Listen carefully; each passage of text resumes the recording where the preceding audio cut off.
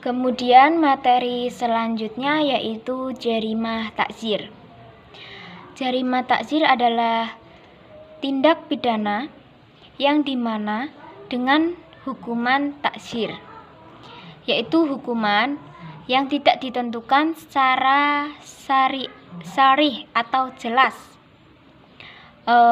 dalam nas, baik dalam Al-Quran maupun dalam hadis, yang berkaitan dengan kriminal yang melanggar hak Allah dan hak hamba, berfungsi sebagai pelajaran bagi pelakunya dan mencegah untuk tidak mengulangi lagi kejahatan yang sama. Kemudian dasar hukum jarimah takzir. Pada jarimah takzir, Al-Quran dan hadis tidak menerapkan secara terperinci, baik dari segi jarimah maupun hukumnya. Menurut Syarbini Al-Khatib, bahwa ayat Al-Quran yang dijadikan landasan adanya jarimah takzir adalah Al-Quran surat Al-Fat ayat 8-9, yang artinya, sungguh kami mengutus engkau Muhammad sebagai saksi, pembawa berita gembira, dan pemberi peringatan agar kamu semua beriman kepada Allah dan Rasul-Nya, menguatkan agamanya, membesarkannya, dan bertasbih kepadanya pagi dan petang. Quran Surat Al-Fat ayat 8-9. Kemudian selanjutnya yaitu ruang lingkup jarimah takzir. Ruang lingkupnya itu terbagi menjadi 3 bagian. Yang pertama itu tindak pidana hudud dan tindak pidana kisos yang subhat atau tidak jelas atau tidak memenuhi syarat tetapi merupakan maksiat. Kemudian yang kedua, tindak pidana atau kemaksiatan yang ditentukan oleh Al-Quran dan hadis, tetapi tidak ditentukan sanksinya.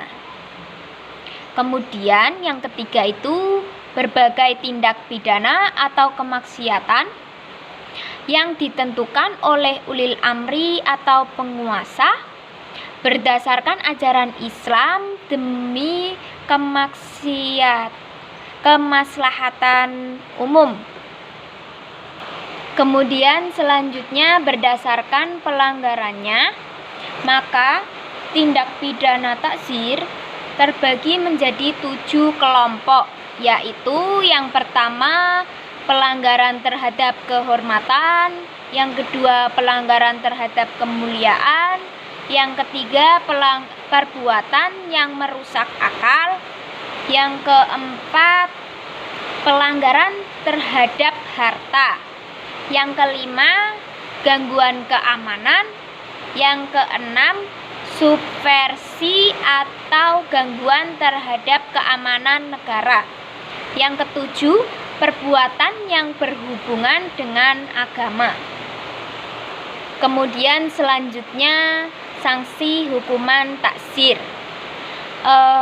Hukuman takzir itu merupakan hukuman yang belum diterapkan oleh syara' dan diserahkan kepada ulil amri untuk menetapkannya. Nah, secara garis besar diklasifikasikan dalam 4 kelompok. Yang pertama itu hukuman takzir yang mengenai badan, seperti hukuman mati dan cambuk atau dera. Yang kedua itu hukuman yang berkaitan dengan kemerdekaan seseorang, seperti hukuman penjara dan hukuman pengasingan. Kemudian yang ketiga itu hukuman taksir yang berkaitan dengan harta, seperti denda, penyitaan atau perampasan harta, dan penghancuran barang. Kemudian yang keempat itu hukuman-hukuman lain yang ditentukan oleh ulil amri demi kemaslahatan umum. Kemudian selanjutnya yaitu ketentuan batas minimal hukuman taksir. Para ahli fikih dalam menentukan batas sanksi hukuman taksir itu